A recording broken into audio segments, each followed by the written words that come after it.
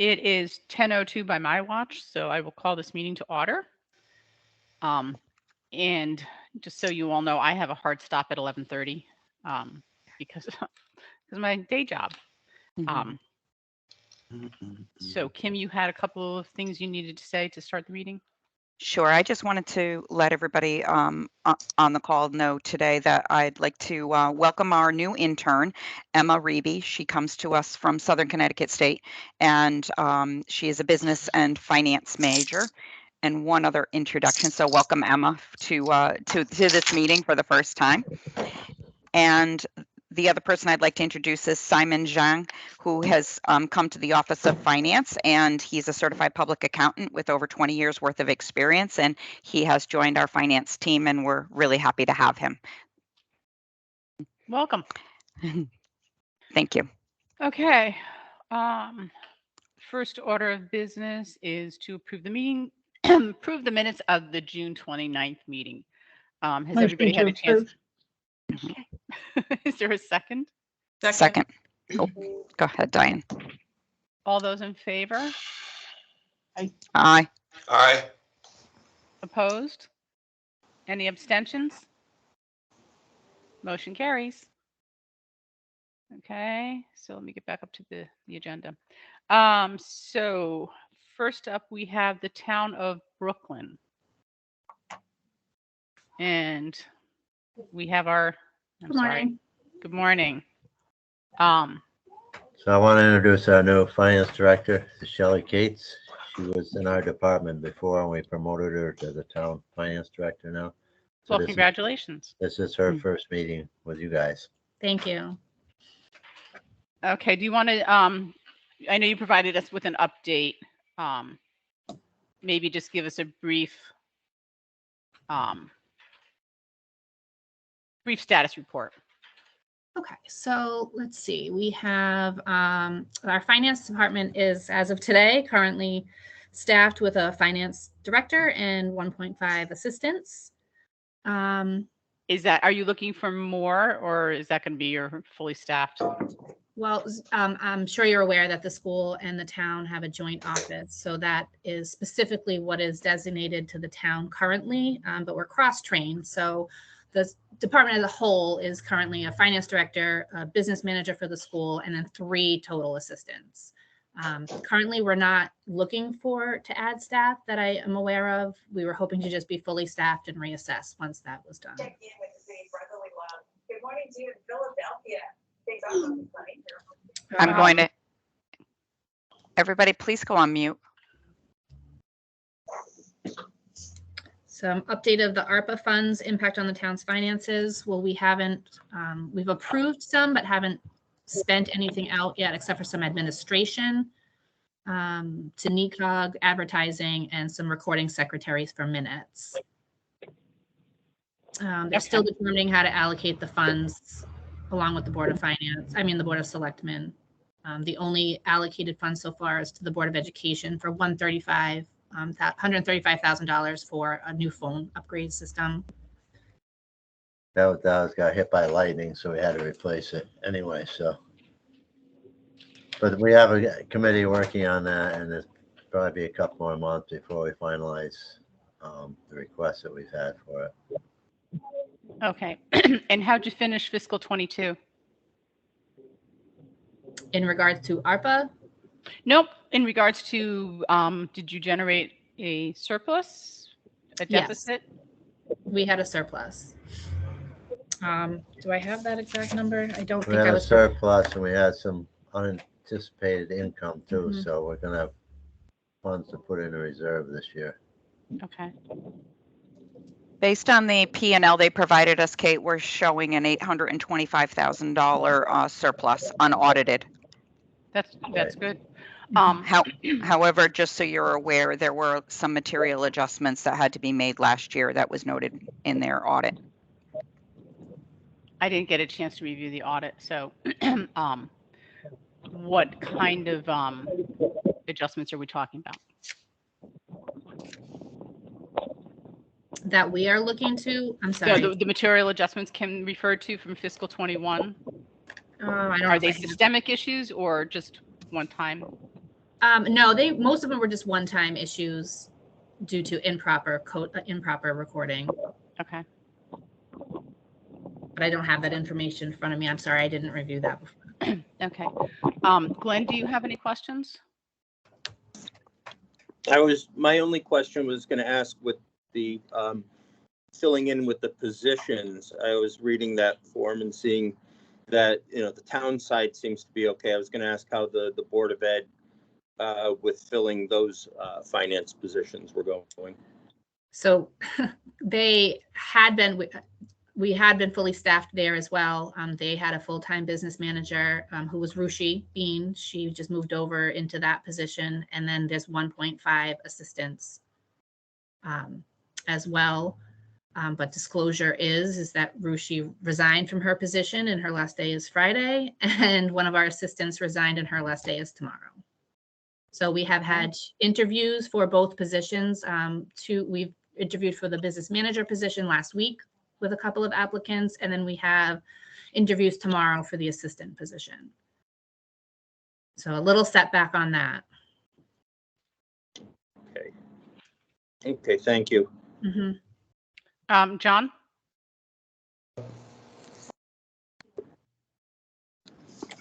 John, do you have any questions? You have to unmute yourself. No questions. Okay. Becky? No questions, Kate. Diane? No questions. And Tony? Actually, I just have one question on the positions. I'm just curious. Do the positions share, is it by responsibility, or do the Board of Ed positions work on Board of Ed and town work on the town, or is it like one person for payables, one person for payroll? Right. So we're still evolving that department. We are hoping to say we have two payroll processing clerks. And then we have one person who does accounts payable. And then with those two things, we disperse other duties and tasks. So it's not specifically this one person is just school and this one person is just town. The distribution of duties is like evenly distributed for 1.5. That's good. Okay. It's very helpful. Thank you. Where are you at with your pension activity being recorded in a timely manner? So we're pretty close. The last conversation we actually had with the auditors, they provided further guidance on how to do that. Okay. With a spreadsheet and everything, which I'm very excited about having. So hopefully before Rushi leaves, we were going to tackle that together to have that done here shortly. And are bank reconciliations still being done on a regular basis? Yes, yet we're still current on all of our reconciliations. We had a question on the tax question there. It says allowance or receivables and deferred taxes. And what are deferred taxes? Do you have taxes, or is that? Do you have any programs where you allow people to defer their taxes, like an elderly program where they can defer their taxes? We have exemptions. We don't have deferrals. Okay, some towns do have The only deferrals. deferred ones we had was when Lamont did the COVID thing. Mm-hmm. Okay. Yeah, some places have programs where based on the need, people's income levels, like we, for example, we have one where if you're under a certain income level, you can actually defer your taxes. We place a lien on the home, and when you sell the home, the back taxes are paid off. So that's just one way where you might have deferred taxes. I had one other question, I think. There were issues with your WPCA, and how are you doing with them? So it's still an ongoing conversation with them. We are trying to find a way to provide the information to them that they need and for them to provide it to us. But we currently still are using two different systems that don't communicate with each other. We have reached out. They're setting some internal controls as well for approving bills and that such things as that. But it's still an ongoing conversation. Okay. All right. Kim, do you have any questions? I do. The FY21 audit finding dealt as you noticed, with the policies and procedures manual, which might take you some time to get that done. I would suggest that you would implement something that would phase that in. So what are your policies and procedures right at this moment? And let's say you have some that are dated and they just need to be updated. Those might be rather quick to be able to get updated. You might need to bring on some extra help to get rid of this. This audit's running, I'm sorry, this finding is running since 2019. I want you to be aware that with it, we have a car interfering, that with the new legislation that we're going to be talking about later this afternoon, later in this meeting, is that repeat audit findings up to 3 years will be a trigger that a town is in financial distress, or that their infrastructure needs to be addressed. So because is that there- finding dated till 2019, I would suggest that you start really working on, you're already under the MFAC, so it's not like there'd be a new town under the MFAC, but you could have come voluntarily. You would not be in a volunteer situation going forward if you don't resolve that finding. Is there any guidance that can be offered? I feel like some of our, the reason that we can't reconcile that is because the authority is claiming independence from the town. And Really? and so we're having a So- hard time convincing them to Was- give us is- their Is information. this just with WPCA or is this with other issues? You'd have to take that up with your auditor of all the detail Okay. that they wrote you up on, and it states policies and procedures. Okay. Bill, Okay. do you have a Policies and procedures can be, very large? it's a long project, and you Mhm. might just want to reach out to some of your peers and ask and see if anybody's willing to share theirs, that you can then adapt to your specific procedures. But the WPCA, who appoints them? The Board of Selectmen. And what happens if they run out of money? Who's got to help them out with that? The town. Okay, Well, then they- they're part of the they have- town. They have the ability to borrow money. Right. This is something your auditor needs to determine whether or not they are part of your reporting entity. And if the Okay. auditor says they are, then they've got to Okay. abide by that. Okay. You Mike can't just and- lump along. Yeah. Mike, Right. do you have questions, or you want to weigh in on that whole issue as a former auditor? I thank you. Also appreciate the insight. Yeah, I think the auditor from an accounting standpoint, certainly can reach a conclusion as far as, the WPCA being incorporated into the town's financial statements. But I think the issue that you brought up as far as that entity thinking that they're independent from the town, I would recommend that you have your town attorney or your town council look into this and, because that ultimately is going to have to be addressed. And I don't know that the auditor is in a position to really further that issue to get it resolved. So, I would agree with that. I think you've got them both in line. And my only question from the earlier discussion is just for a confirmation, is the Board of Ed in the town on the same financial system? Yes. Okay, all right, great. I'm going to add something in here for just a quick second, because it sounds like you've got a personal challenge here, which I think is great to organize, or should I say reorganize, your finance function between the joint office as you get new people. And I wish you luck. I'm Thank sure you you'll so do a much. great job, but it's going to be something. Thank you so much. Yeah, actually, John brought up a good point. I think, with the two positions going vacant, maybe this is an opportunity to take down some of the inferred walls as far as a position being dedicated to Board of Ed. I think there is definitely an opportunity here to operate as one unified entity. Mm.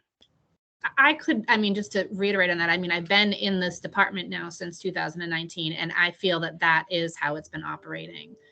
I think when we talk about allocating to the town and the school, it's more of a financial thing. A I budget. mean, Yes. they have their duties, but they work together, but we have to allocate funds for the town finances and the school finances. That's correct. And like she said, they're cross-trained, but they still have a main responsibility.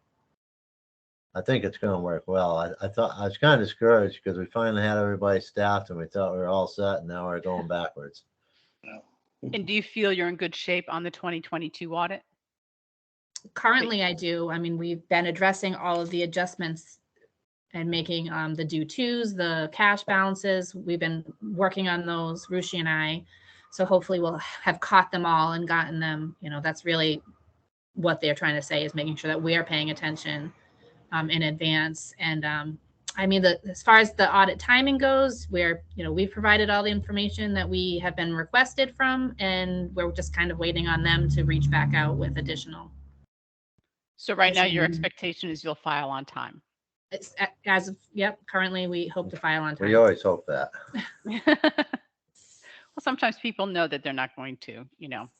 Kim, I think I cut you off before. Did you have any more questions? You asked my question, and it was going to be about the 22 and the timeline. That's definitely it. Okay. All right. How is 2023? Any bumps so far? Everything looking pretty good? I don't believe so. I think if everything's in line. Okay. Okay. Well then, thank you. And I hope to see continued progress at the next meeting. Great. Thank you so much. And thanks for your insight on that item. Thank you. Thank you. Derby. Who do we have here from Derby today? Good morning. This is Walt Mayhew, Chief of Staff, and I have Nancy Balsis, our Deputy Director, with me. And I see you've had additional. Kate, can I interrupt just for a second? I just need to identify that they are a client of my firm. So for disclosure. Yep. So we've continued to have changes in staffing. Rob, tell me you're here. Also, I'm here from the Board of Ed. I'm Robbie Trainer. Hi, Robbie. And I'd just like it noted that I found out about this 15 minutes prior to the meeting. So we shouldn't ask you anything too hard because you're not ready? I would appreciate that. I'll do my best. Okay, thank you. So Mr. Mayhew, staffing issues. I see from the papers that you restored the finance director, and then a couple of the staff members moved to other departments, and the finance director then resigned. Correct. So where do we stand with you? I saw that also that Nancy had been appointed deputy finance director. That's right. And we also have 2 full-time people now who have filled the vacant positions that were there. Okay. One we brought in from the outside, one was someone who is familiar with city operations and transferred in. Okay. So that's, is that fully staffed? Well, no, you don't have a director. That's the only position right now that is still unfulfilled. Okay. And what does it look like in terms of getting somebody in there? Well, we've reached out to the school board because they have some positions as well. And we're looking to see if we can get a consolidation of business operations discussion going. If we can, then there might be some savings, and there might also be some consolidation so that when we get the auditors reports, we'll be moving as one. Okay. And we're trying to play that out through the end of the year and have the discussions culminated by January, which is when budgets have to be submitted. And we're also reviewing the salary structure and the job description as well. We're looking at potentially recommending to the aldermen that they increase the salary range. And the reason for that is all of you, I'm sure, are very well aware of the finance marketplace right now is highly competitive. And we want to make sure that if we go that route where we're looking to hire, we have put our best foot forward. So, do you have one of the, you know, I know some towns have a provision where the finance director is appointed for a term.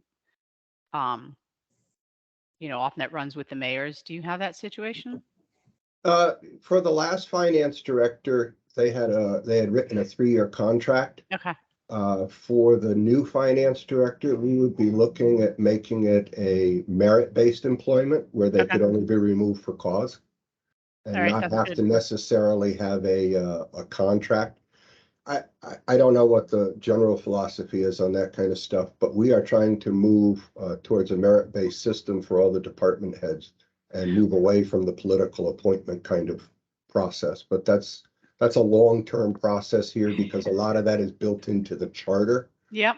So, but if we offer and our attorney is researching this for us now, but if we offer a letter of employment that states that they are a employee who cannot be removed except for a cause, then it's our understanding that that provides them with the coverage, the safety, if you will, to be able to just do their job regardless of who is in the office. Yeah, I think, my personal philosophy, and I'm sure others share it, is the continuity in the finance department. The finance director's position is important. This is one of the people who has their hands in every department, and there's generally a lot of institutional knowledge. And it's also a skilled position. It's not something that just anybody can do. So to have continuity there is a really good thing for the community. Yeah, and I think we're all in agreement with that. Okay, great.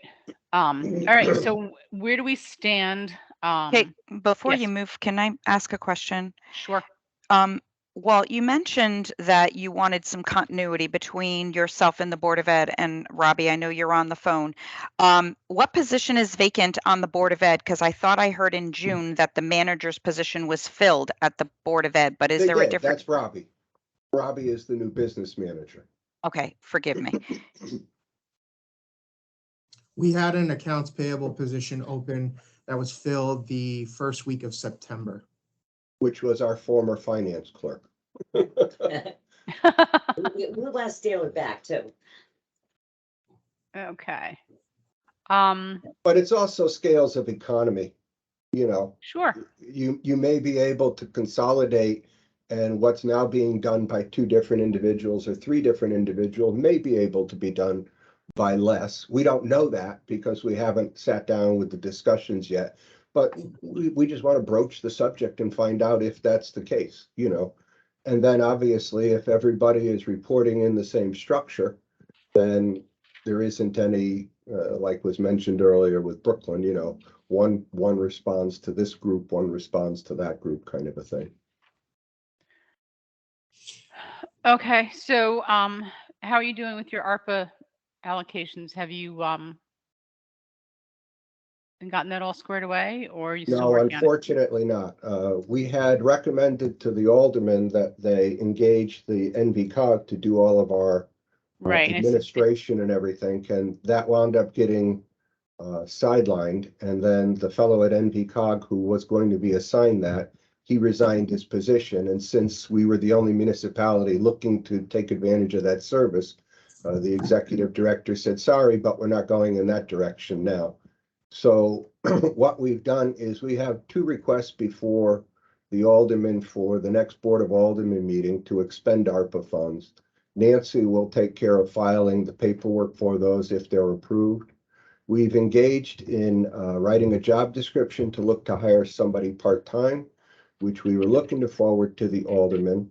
But since that's taken place, we've come in contact with a person who runs a standalone firm that does grant writing, and we're engaged in discussions with her about coming on to do the ARPA and then working on a project by project basis for other grant requests.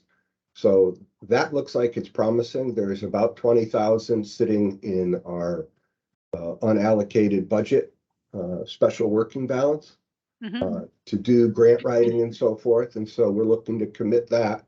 If the other person is willing to take it on a project by project basis, then we would move that into the ongoing town budget and allow that to be used for grant writing and appropriation and administration and all that.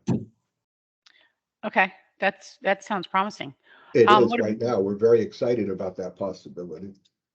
What about the financial system? Where do you stand with that? So last you talked about, or according to your update, you're in discussions with vendors. Where do you stand? Which one was that? I'm sorry, I didn't hear the first financial part. system to Yes. replace your. We have gone back now because it's been some time to the two main financial service providers. And we've asked them if it was still reasonable to be able to move forward with installing a new system for fiscal 23-24. And they said they believed it was, as long as we could make a decision by March. Okay. So we are still moving in that direction. We have almost, well, the ladies in the department that we just brought in are just finishing their training. And then we're going to turn our attention to reviewing and writing some actual policies, which have been verbal in nature, but now we're going to codify them. That was one of the things that came up in the training, was that the procedures and the policies that were verbal needed to be codified. Just, I mean, that's basic business sense, right? If you don't have it in writing, it's kind of hard to put it before people and let them use it. So we're going to spend a little bit of time doing that. And then we're hopeful that beginning in January, we can enter some serious discussions with vendors, make a choice, and then start the process. Okay. And there is about 70 to 80,000, I believe, in the special working balance to start that process, as far as doing the transition and things like that. Okay, where do you stand with your bank recs? Bank recs are being done every month now. All right. Yeah, we put a month-end close in place. We get our bank recs, what, Nancy, about the middle of the month? They're usually complete by the middle of the month. Yeah. Usually weekend, 2 weeks in. Yeah. So we're running pretty good with that right now. Okay. And so Robbie, hope this is not too hard a question. Were you in place at year end for fiscal 22? Yes, I started the first week of June. So okay. So how'd you do with the accounts payable cutoff at the end of the year? Did we do that the right way? I hope so. We are still working with the auditor, making sure. I've been in constant contact with him with questions. My first time in education, so process you think would be the same, but I'm seeing some differences. But I think we've pretty much closed out all the accounts payable. We moved over what services and products hadn't been received. So I'm just waiting to get in touch with him to make sure that it was done correctly. Okay. And I guess both for Robbie and Nancy, are you reconciling to one another on a regular basis? We haven't completely reconciled yet, but we're meeting next week to go over everything. Because Robbie's giving me all the information that he uses, all his payables, everything. So it's just a matter of sitting down and making sure that our numbers jive perfectly. Okay. But he's working we work very well together, so it shouldn't be an issue. Yeah, and our apologies to Robbie, because until I got the email last night from Bill, I didn't know that they weren't even on the invite list, because they have been invited before. And so I sent that to the superintendent and to Robbie and asked them if they could manage to come on today. So my apologies, Robbie. I didn't mean to put you on the spot there, bud, but I was asked, so. No problem. Okay. Glenn, your client, so we're going to leave you out. John, do you have any questions?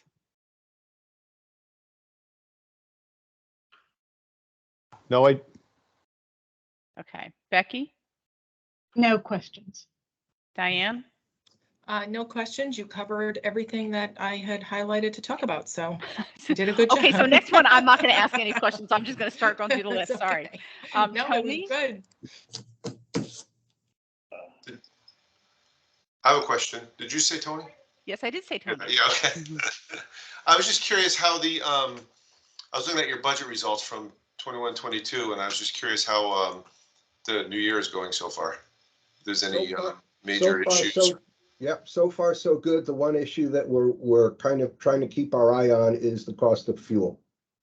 Probably sounds that's been all over the place. It's almost down to reasonable again, but I mean, at one point it was astronomical. How significant is that in your budget? Pardon me? How significant is that? It's $150,000 in the public works budget all by itself, and that's where we fill up all of our vehicles for the town. So if that goes up by 50%, that's 75,000. It's not insurmountable, but what we're winding up with is last year, I think the tax board only chose to keep 200,000 in the working balance. So a 75,000 expenditure is significant given what's there to spend, if you will. Do you have the same issue with do you use natural gas? We use natural gas for heat in some of the buildings and things like that. That doesn't seem to be as problematic. So do you bid that out by yourself, or do you join a consortium to bid your fuel oil? We are actually in an intermunicipal agreement with the city of Shelton. Okay, because and you had a floating rate as opposed to a fixed rate? I believe it's a floating rate. I don't think it's a fixed rate, but I'm not 100% sure. Yeah. You might want to look around at some of your options. There are some larger consortiums that might help you get better pricing. Just because you there's, have to have your own tanks to participate, because right now we don't. That's why we have an intermunicipal. Okay. Yeah, I guess you would have to have your own tank. Right. And that's one of the reasons why we're in with an intermunicipal, but we also are looking at the possibility of putting our own tanks back in above ground. I guess they had underground storage tanks, from years and years and years ago that they had to pull out. Yeah. And so when they pulled them out at the time, I think it was around 300,000 to put new tanks back in. And the city was able to write an intermunicipal with Ansonia at the time. So that was the way they chose to go. And then that expired. So now we have one with Shelton. But we do have a proposal, I'm going to guess probably around 300,000 for above ground tanks right now, which is going to be one of the things that's on the list for potential ARPA funding. Okay. All right. So sorry, Tony, for jumping in there. Do you have any more questions? No, that's it. Thank you. Okay, Mike? I'm good as well. Thank you for the overview. Kim? Yes, I believe their audit firm is with us today. Did they join us to go over your prior financials? Because that has not been happened because they came in since the last meeting. I asked John to come. I don't know if he's here. I can't tell from what's in front of me. I'm going to guess he'd speak up if he was here.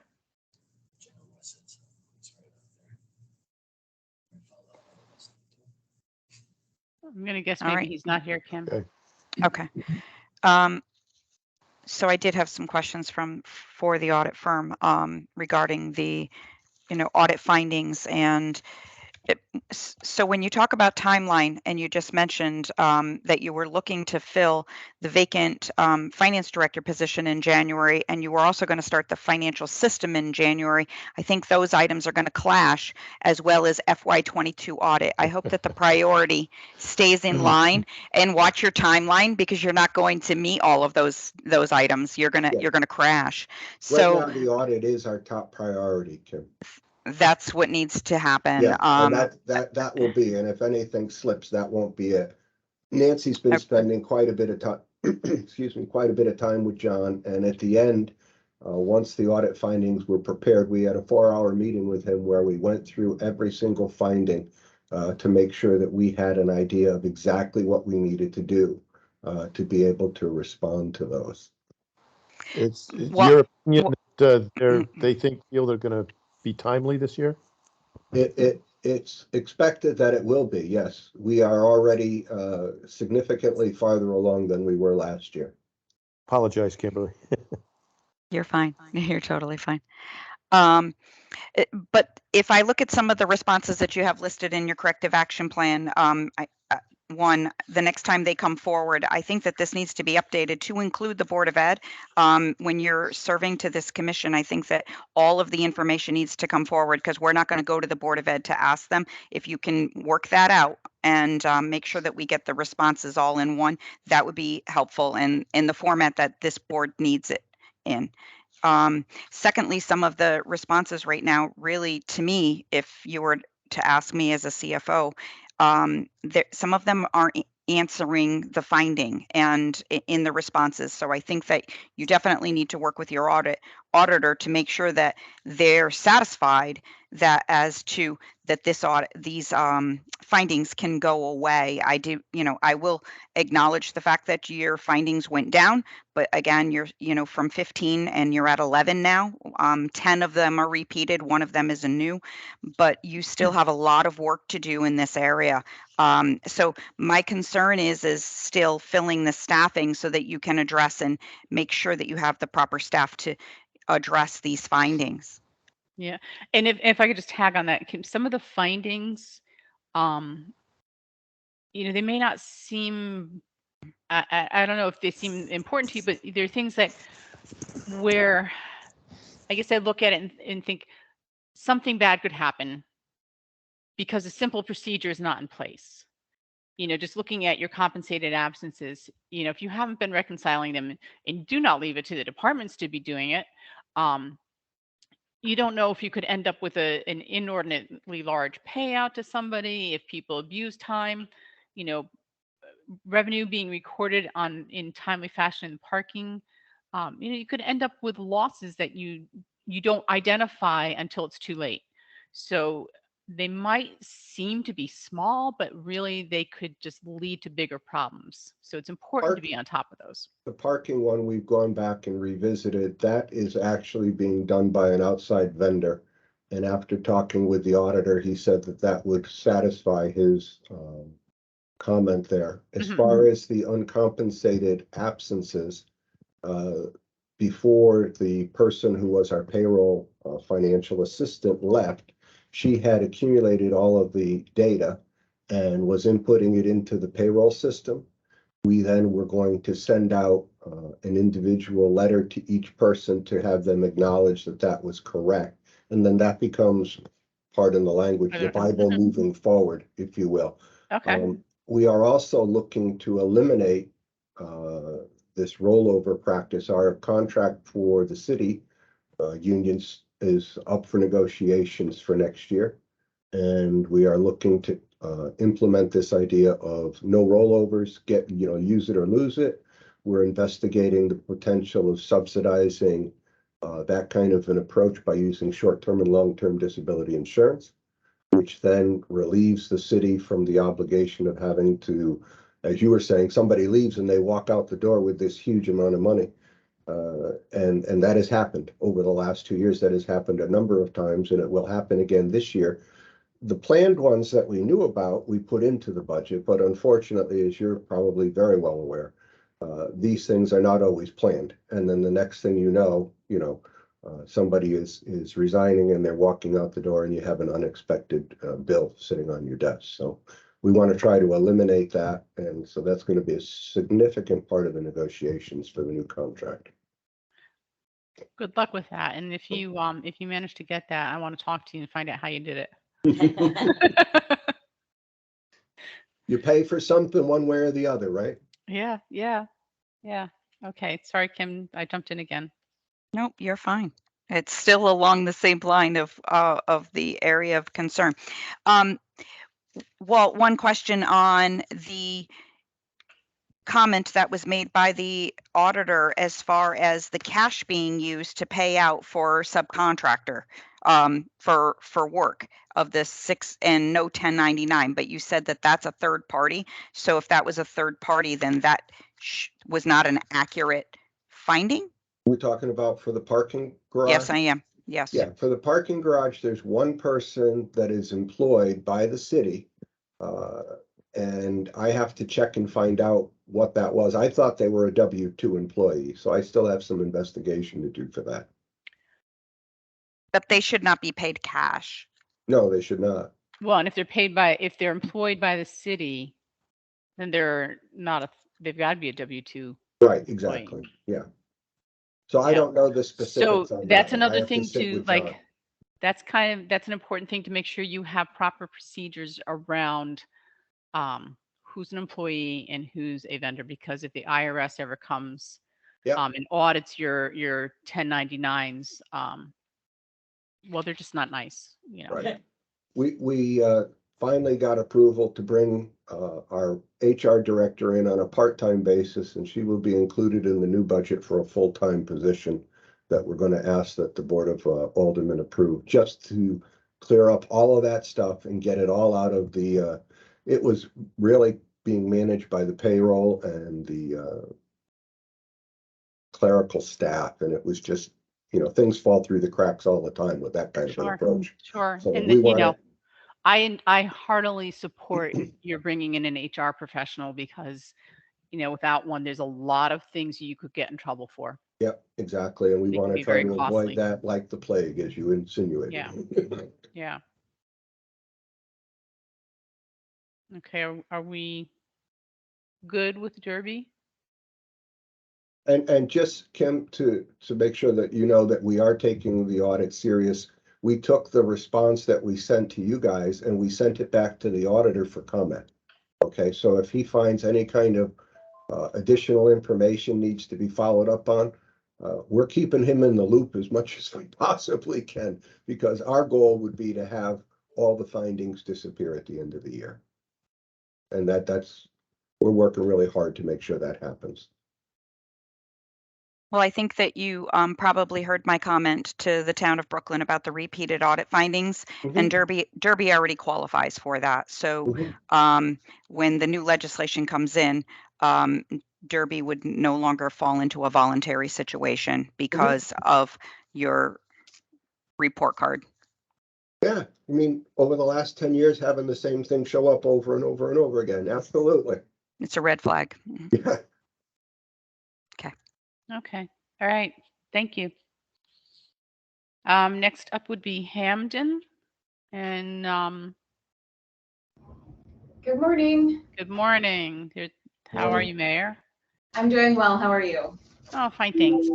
Good. I have with me our finance director, Curtis Eatman. Hello. And if you don't mind, I'll just get started on answering the requests made by the committee. Okay. Okay.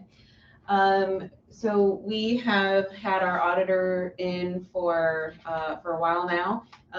They are almost finished with all of the testing, and they have been working through all of our different accounts.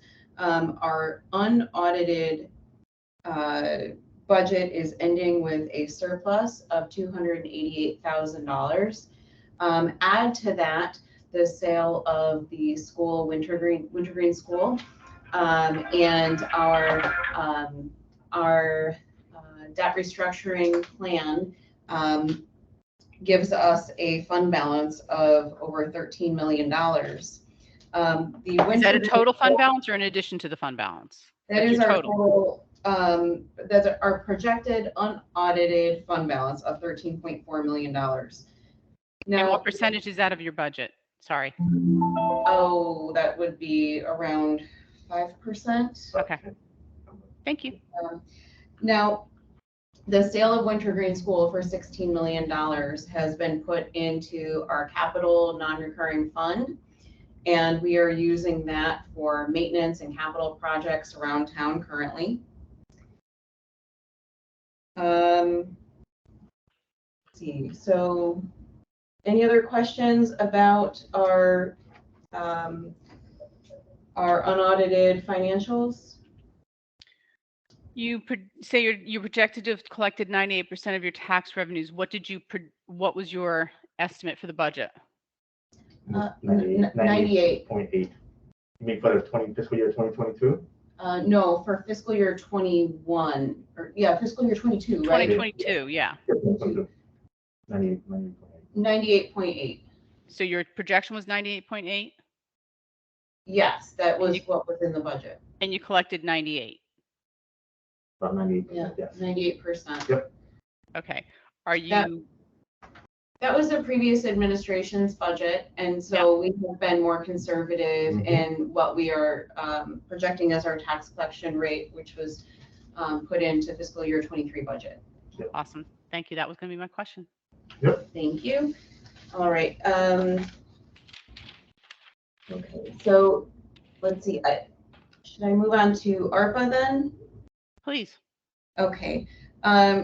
So we are projected to get $24 million in ARPA funds. $6 million was utilized by the previous administration for revenue loss. leaving us with $18 million. I am proposing a community center to be built on a piece of town property that is currently very blighted. And this community center will house many of our different services, everything that we have that we already provide in our Keith Community Center, a food bank, youth services, community services. We have a kitchen there. It's not a commercial kitchen. We're proposing a commercial kitchen. We would like to put a gymnasium for basketball in our community center. It would house a library branch, a senior center branch. And so our goal is to really pull community members in and provide services. The good news about this plan is that it allows us to centralize a lot of our services under one roof in a very energy efficient new building. And it would give us the opportunity to take some old, very inefficient buildings that are not ADA compliant and sell them and return them to the grand list. We currently have 2 library branches in Southern Hamden, and this community center would basically be right in between the 2 of them so that we can close down those 2 library branches. This frees up some of our staff that are working kind of at our library branches. For example, we have 2 staff members at each location. When they have to eat their lunch, they have to actually close the library because they can't have 1 person on duty at a time. So this system would allow us to better utilize our staffing. Right now, our library director feels like we need to hire more staff, which is very limited in our ability to do because of budgetary constraints. But by focusing on just 1 library branch, now we don't have that situation where we feel short-staffed in our library system. So I think that this plan is good financially, giving us the ability to sell off some of our assets and continue supplying the capital non-recurring fund, which can help us to do maintenance around town. And by centralizing all of our services, I think that we can provide better service to the town. And I see this as being good for our energy efficiency and good for staffing. So that's what we're working towards. We've developed a site plan and an initial budget with our staff. Our next step would be to hire an architect, but we are looking to get council approval before we move forward. We have a community meeting tonight to gather input from the community, which is what our council is requesting that we do so that we can make sure that we are using this in the best way for what the community wants and what our financial needs are. So that's our plan for ARPA. Do you analyze the impact on operating expense? We have not analyzed that yet. I think that we would see a decrease in our energy use, certainly because the buildings that we're currently operating have inefficient heating, inefficient building envelopes. And then I think that in terms of staffing, we might see, I think that it would probably be similar staffing for our library. Maybe we would need an additional person in terms of a senior outreach coordinator. But I think that it's potentially we would need 1 less custodian because we have custodians in our buildings, and this would decrease the number of buildings we're operating. And are you confident that you could do this all by the ARPA spending deadline? I am. I think that by the end of the year, we will have approvals to move forward. I think around 6 months for an architect, and then we could start building, in the late summer of 2023. And this money needs to be allocated by 2024, December of 2024, and spent by December of 2026. Okay. Are you done? Or are you? I'm done with ARPA. Any questions? Board members? None. Good presentation. Thank you. You go ahead and we'll get the board members after you're done. Okay. So let's see. Our adopted 22-23 budget with budget assumptions and prior comparisons. We've sent in all of that information. And so let's see, update on corrective actions taken to address audit and management letter. So we made some adjustments into our budget over previous years. I think that we have done a good job of putting together our fiscal year 23 budget to fund what it actually costs to run the town, which I don't believe was happening in previous years. And we also funded some positions so that we can do a better job of running the town. We increased the number of positions in the assessor's office, and we have done some aggressive recruiting and hope to have those positions filled this fall. We've had many applications sent our way, and I think that we'll have someone in as deputy assessor by the end of this month. And then in the finance department, we have just hired a grants and capital projects manager. And we are working on hiring the pension accounting.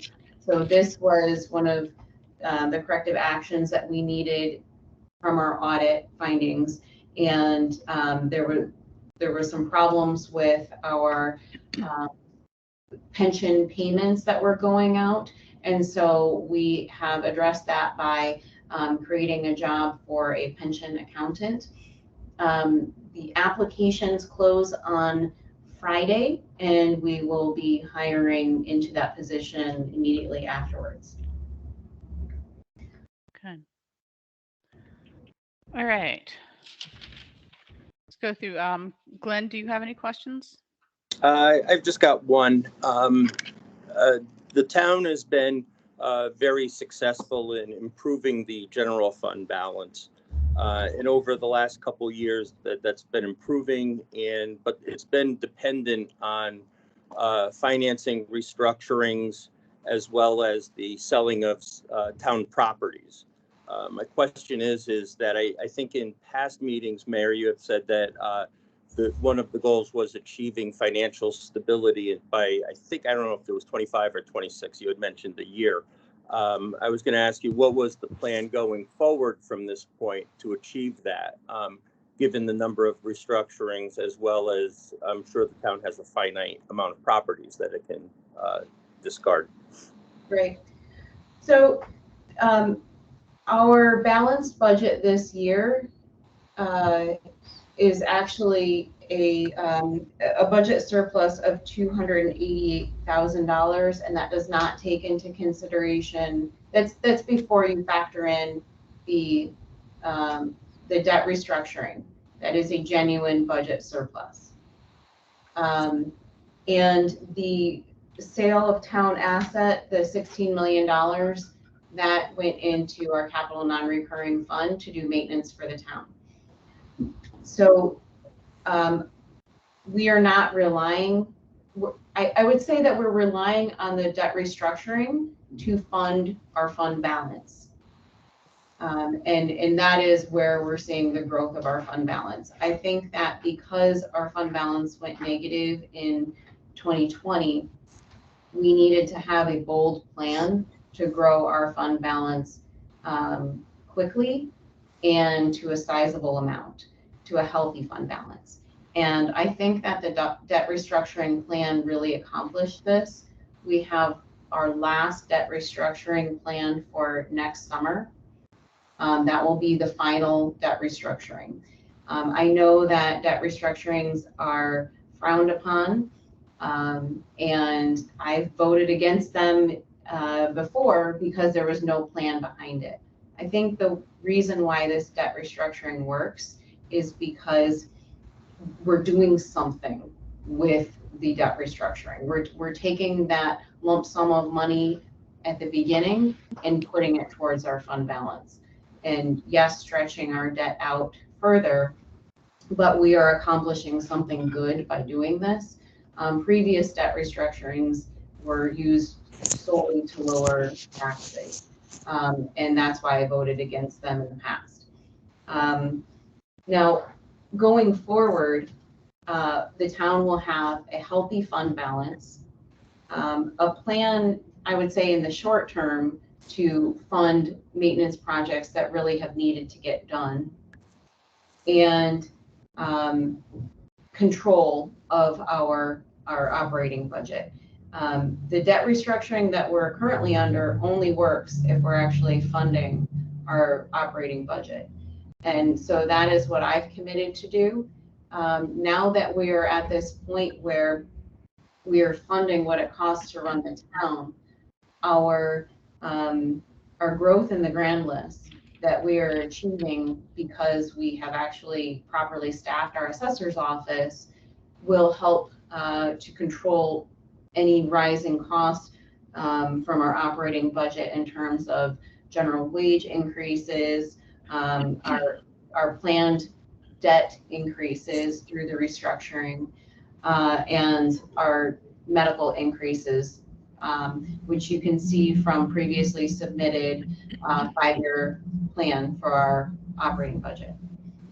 I'm confident that we can control the amount that we have to bond for our capital maintenance plans, and the amount that we are able to put into our capital non-recurring fund. I think for the next couple of years will help us while we are at that peak of our debt service payments. Okay, thank you. And you answered my other follow-up was going to be if there was room for capital, either borrowing or projects going forward, and I think you touched on that.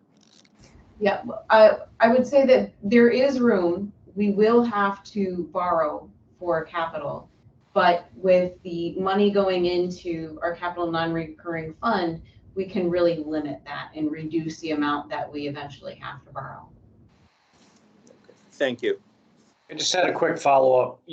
Are you looking at a fiscal cliff next year from the standpoint of, you mentioned that the final debt restructuring, does that have to happen under essentially any circumstance at this point?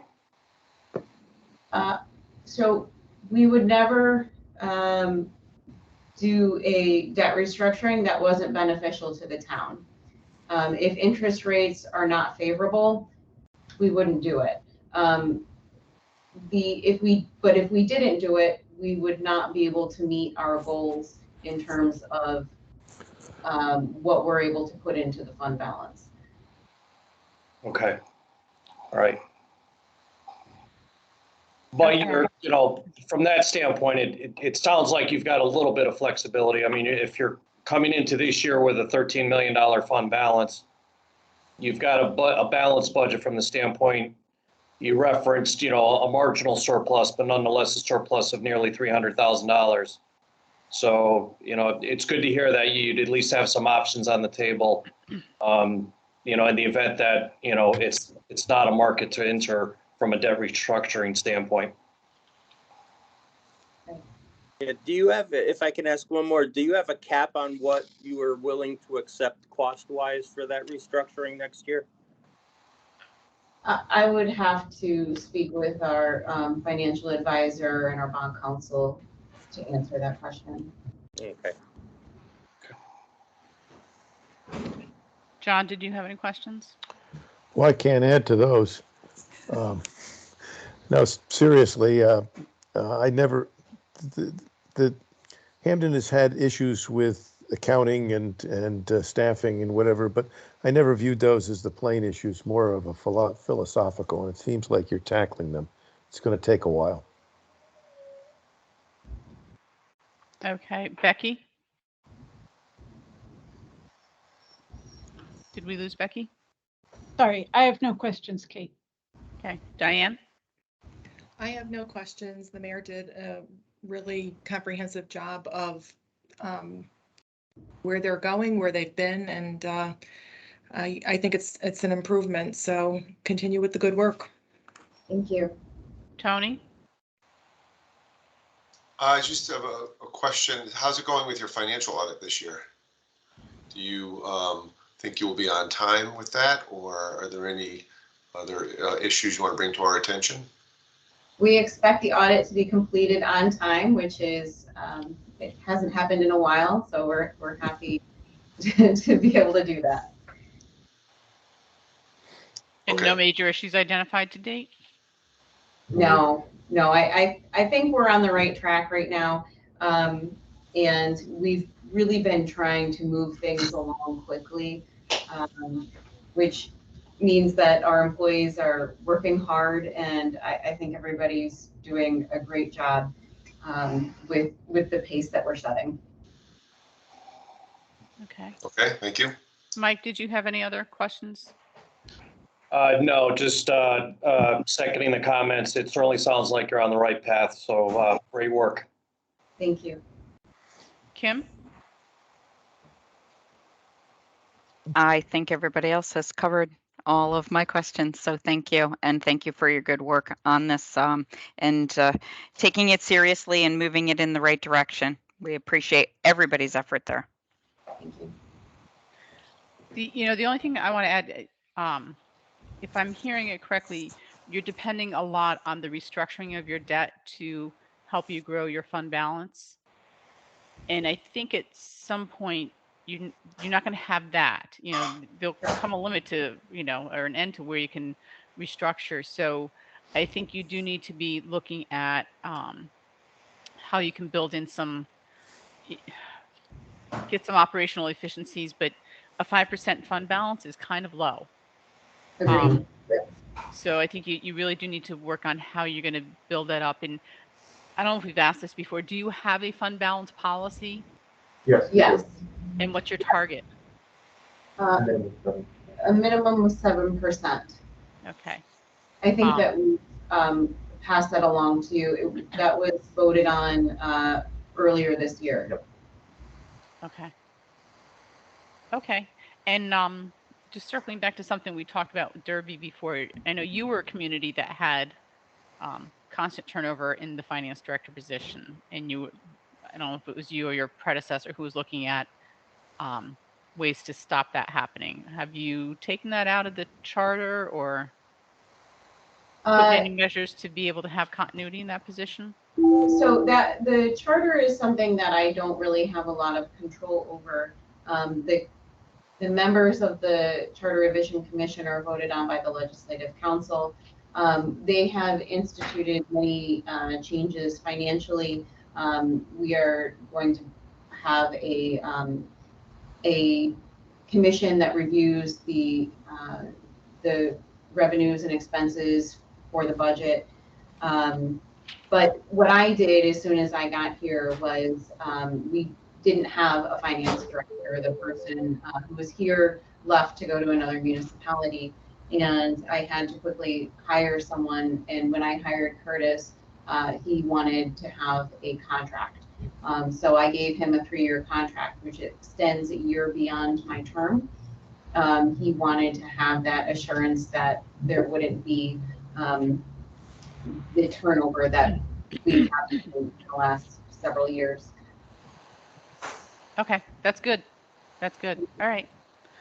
If there are no other questions, thank you very much and keep up the good progress. It's nice to see.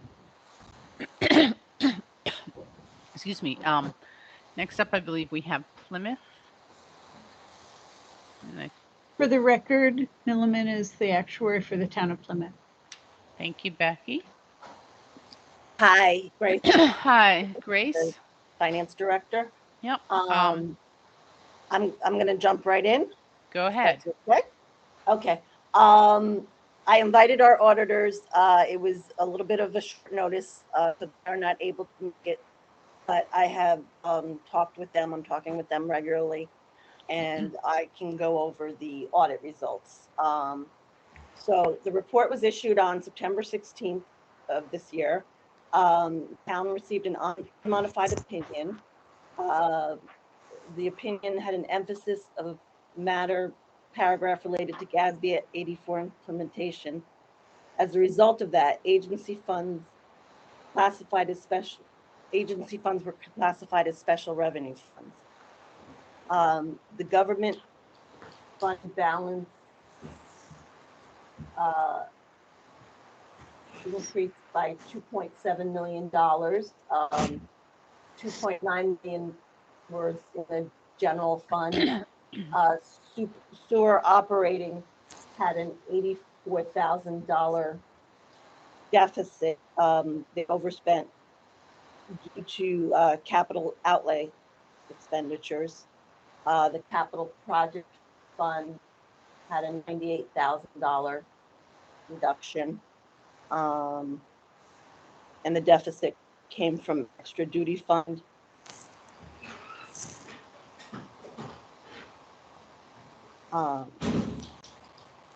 Moving on,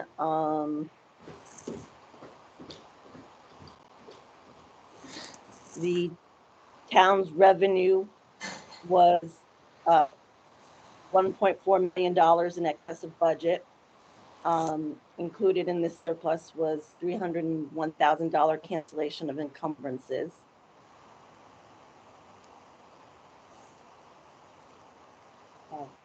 What were the other sources of the surplus?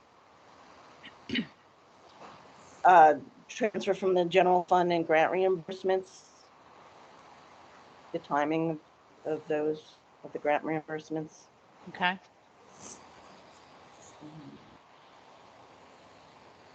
So,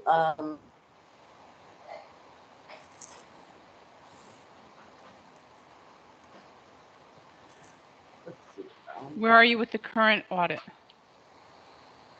I was going to talk about that once I went over after Okay. the 2021 results. Sorry. Okay.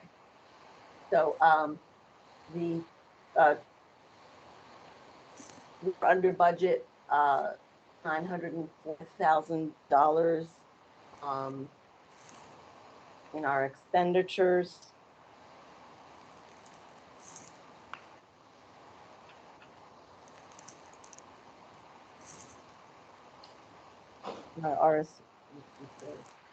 We talked about the sewer operating account.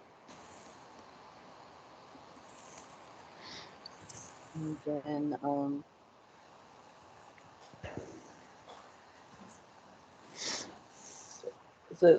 so the federal single audit, they're still working on that. They're almost there. They're testing CRF. The management letter hasn't come yet, but they assured me that there was no material weaknesses. You're talking about the fiscal 22 audit. No, I'm talking about for the 21 audit. For the 21 audit, you haven't That received your man. they're just finishing the single audit for 2021? Yes, the federal single audit. Okay, I see that the state single audit was in there, but The state This is one of single our audit is late done. towns. yeah. The state single audit is done. They just have Yeah. to do some testing on the CRF Okay. for the federal single audit. So considering that you're just wrapping that stuff up for 2021, where do you stand for the 2022 audit? Well, it's possible that it may be out, that it may not be out by December. We're working very hard and talking with the auditors to try to schedule that. They're trying to fit us in currently. But you know, normally they come in October, and that's not going to happen. we hope that by January it will be done. Okay. Okay. Our current staffing, as I mentioned in my status update, we did just have a temporary staff accountant per your recommendations. It took us a while because as you know, the market is a little tight. And we just had a temporary staff accountant start to help us catch up with the bank reconciliations and recording the cash. So with our bank recs, we are probably like up to date through like May for maybe half of our bank recs. Some of our larger, like the general fund account and the accounts payable account, those with the new temporary accountant, it will allow my staff accountant to focus more on those accounts and get those caught up. So the larger ones, where are you on those bank recs? Are they well, they're more through current? No, they're not. They're not current. Less current? They're through, end of last year. They're current. He's currently working End of last calendar year? Fiscal year. So they're through July or June of 21? June of 21. Correct. So you haven't. Okay. Okay. Excuse me, did you say there were no material weaknesses reported? For the 21 audit, they assured me that there was no material weaknesses.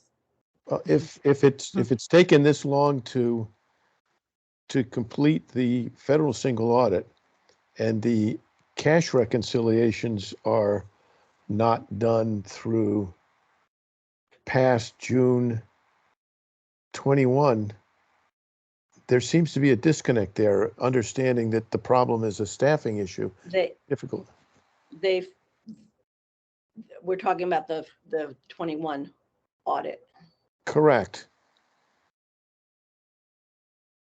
So yeah, we're done with the bank recs through 21, fiscal year 21. But they were not timely is the point.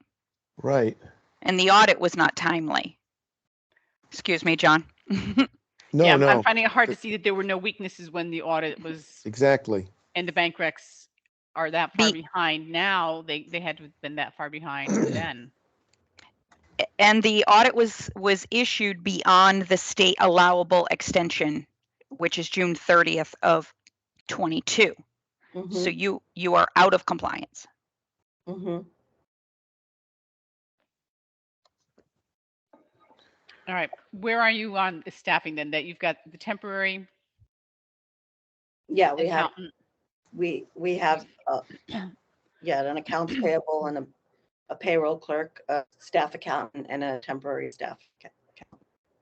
Okay, and I saw that you just hired a payroll person, right? We had a changeover. There was, a matter of days lag between our former payroll accounts payable clerk moved to another position here in town hall, and we had a new payroll clerk start July 25th. Okay. And she's wonderful. Okay. She came from another municipality and has really been doing a wonderful job, a great job.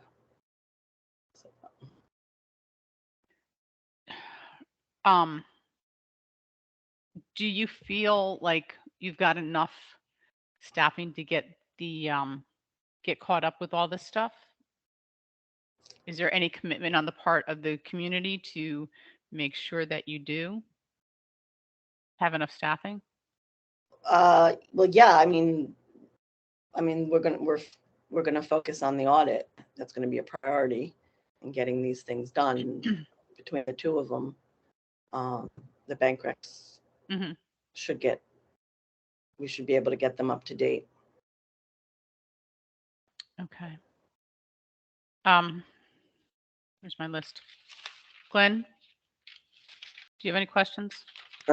No, I think you touched on where I was thinking in terms of that, the ability to, catch up, because it kind of seems like we're on a wheel and we keep going and going and going, and we always seem to be behind. And I think, the problems kind of kick in down the road because we're still kind of looking backwards. So I guess that my concern would be is what's the prospects for eventually getting caught up?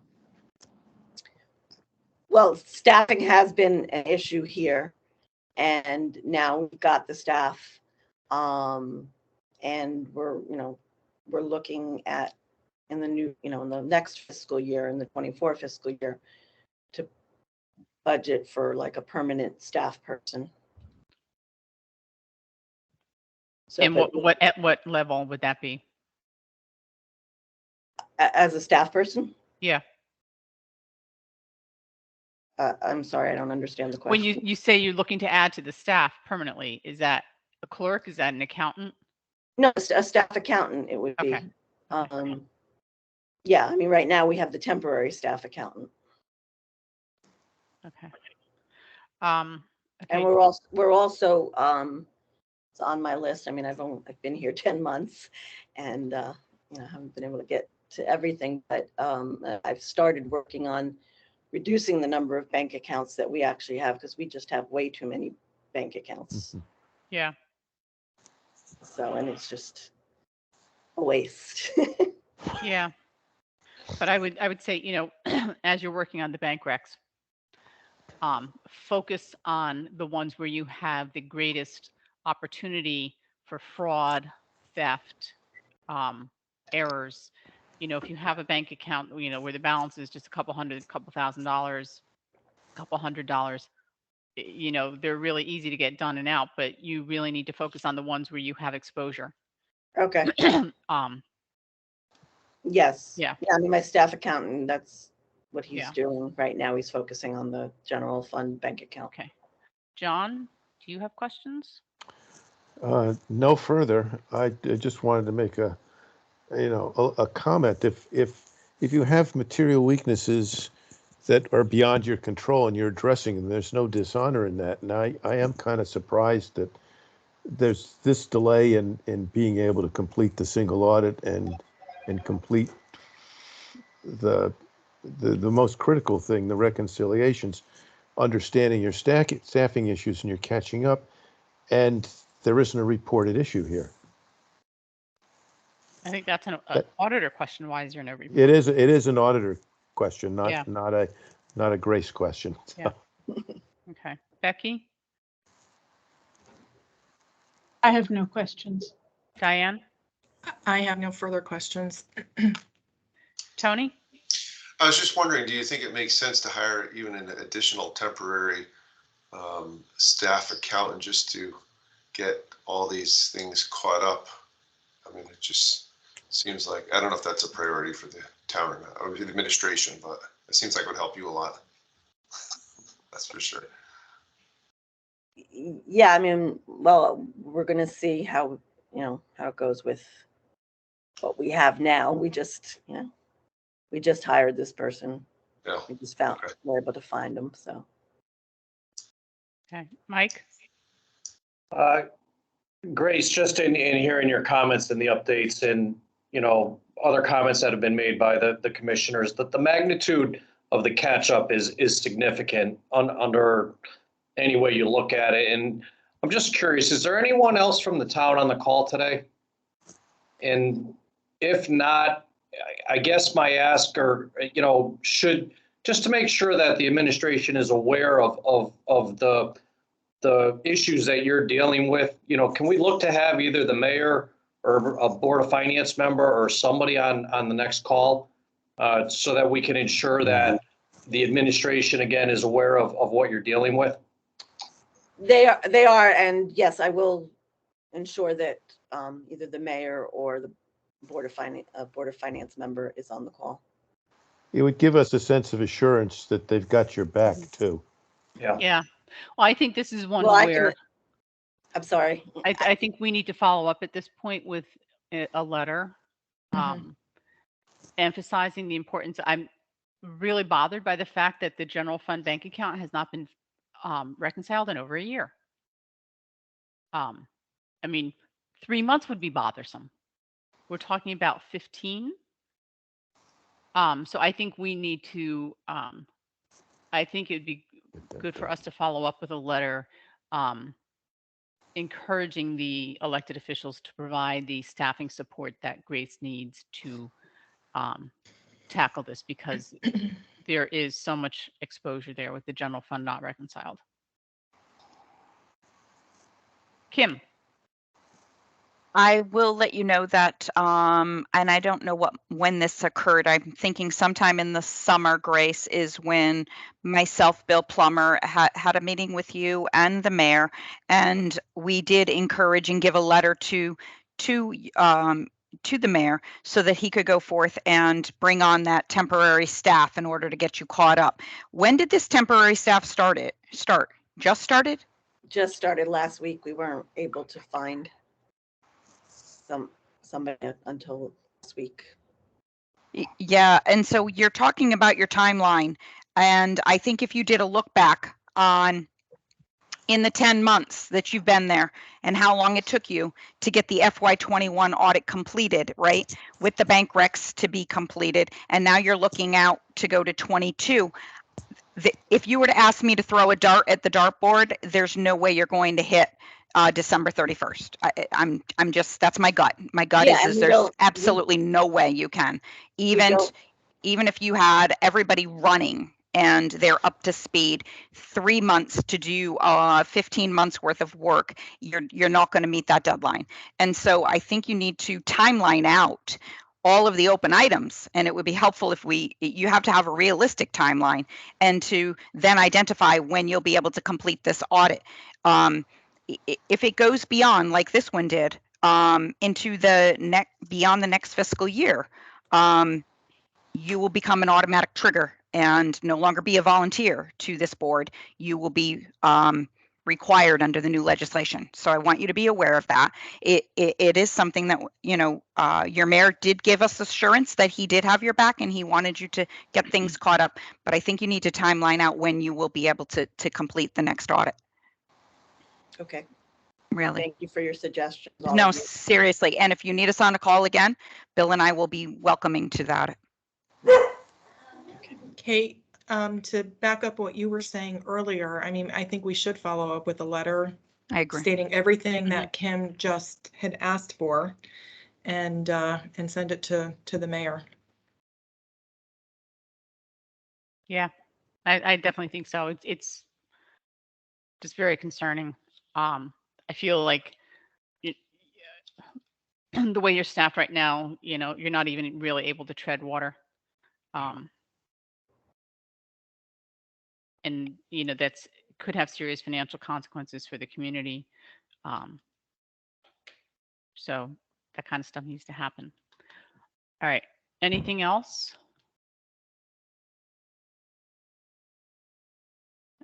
Okay. All right.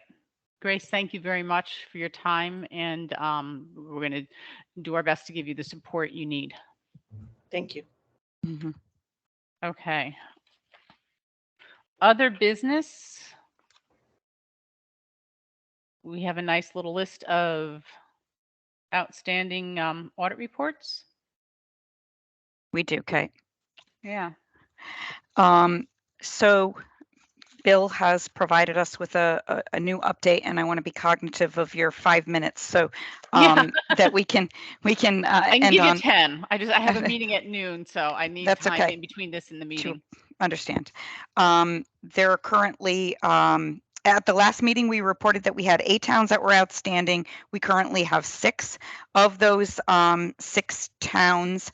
3 of them are giving us a deadline. 2 of them are giving us a deadline that they'll provide us the information this month, mid-month. So we should be seeing those close down by the end of this month. And 3 of them have extenuating circumstances where they're going to move and won't be completed until November. One of the towns, which is Branford, we do not have a date, but that is with the audit firm. But I think that Bill and I will get on a call to try to get a date from them so that we're prepared for December to see if it will be off the list before December or not, because none of these audits should move beyond November is what we're hearing. Well, Bill and I. When you look at the history, Yeah. the ones that I find concerning are there's, 3 of them on this list that have a history of being like about 2 months late at least all the time. Correct. How do we get them? Are the problems at the locally, and do we get any sense of where the problems are? Bill, are you available to comment on that? I would say it's just a matter of priorities. Some of these towns think the due date is June 30th of the following year. We're saying no, it's December 31st. We can extend the deadline, but it's not June 3rd. Well, that's not the due date. Well, these are people who have been in this business for a long time. Some of them, they know damn well when the due dates are. Right. Yeah, it's over the years, I've seen it go from maybe 1 or 2 towns missing December 31 to, I'm just astounded at the length of this list, and it's still open to 6. That's how can you run an organization like Correct. that with these towns? Yeah. Okay. All right. So that is the quick update that we are on top of this. I do think that we're going to take a little bit more active role in different, knowing that there's new legislation coming on and getting on top of them and having meetings with them sooner is what our goal is. That segues into the next agenda item for Bill to give us an update on the draft policies and procedures for the tier designation for PA 22-35. Kim, just quickly before that, I'm anticipating that we're probably going to see, or your office is going to see a ton of requests for extensions going into December of this year. The GASB 87, the new lease standard is going to have an impact, and we've already been forewarned by our auditors that if we don't get the necessary information in timely, it could compromise the timely issuance of the audit report. So with the number of, particularly the smaller entities that are out there, it'll be interesting to see how this plays out. But my gut instinct tells me you're going to have a lot of requests for extensions. Thank you. That you can understand, Yep. That stuff happens sometimes when there are new standards. That happened. We had some delays also because of the Arpa, but that was the first year. Now wait, I'm sorry, it wasn't Arpa, it was CRF. So Arpa is going to be worse. Bill, I'm going to turn it over to you to. Thanks. So this was just an attempt to, an initial attempt to draft some policies and procedures regarding the new Public Act with the 7 criteria for Tier 1 designation, which would meet MFAC oversight. So I've just outlined what those criteria are, and if some of this we would need your input at some point as to just the dynamics of once we recognize the towns that are meet the criteria. Is this an automatic meeting, or is it maybe we provide you some additional information that would help you to evaluate whether you would need to meet with the municipality, or there's a decision made to release the municipality from Tier 1 designation. So Tier 1 is the lowest. Well, Correct. there's got to be Tier 0, the people who are all set and squared away. Then Tier 1 is us. Tier 2 is what? Tier 2 and 3 is the MARB. Marb. Okay, okay.